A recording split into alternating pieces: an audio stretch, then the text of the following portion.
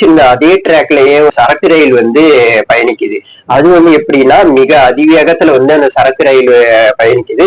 ஜன்ஜங்கா எக்ஸ்பிரஸ்ல வந்து அந்த சரக்கு ரயில் வந்து பின்புறம் வந்து அடிக்கிறதுல ஒரு பெட்டி வந்து பாத்தீங்கன்னா, அந்த சரக்கு ரயில் மேலேயே போய் ஏறி நிக்கிற ஒரு காட்சி வந்து நம்மளால பார்க்க முடியுது. மீதி 2 பெட்டி வந்து பாத்தீங்கன்னா, பயங்கரமா வந்து தடம் புரண்டு அடிபட்டிருக்கு அப்படின்னு வந்து சொல்லலாம். இது என்னென்ன பெட்டிகள் அப்படின்னு வந்து பாத்தீங்கன்னா, கடைசி பெட்டிகள் வந்து லக்கேஜ் பெட்டினும், அதற்கும் முன்னாடி கடைசி பெட்டிக்கு முன்னாடி 2 பெட்டியில வந்து ஜன்னல் கோச் இருந்திருக்கு அப்படின்றனால வந்து பாத்தீங்கன்னா, இதுல வந்து உயிரிழப்புகள் வந்து பாத்தீங்கன்னா, இதுவரையும் இப்ப கரண்ட் அப்டேட் படி பாத்தீங்கன்னா, இது வந்து காலையில வந்து இந்த விபத்து நடந்திருக்கு.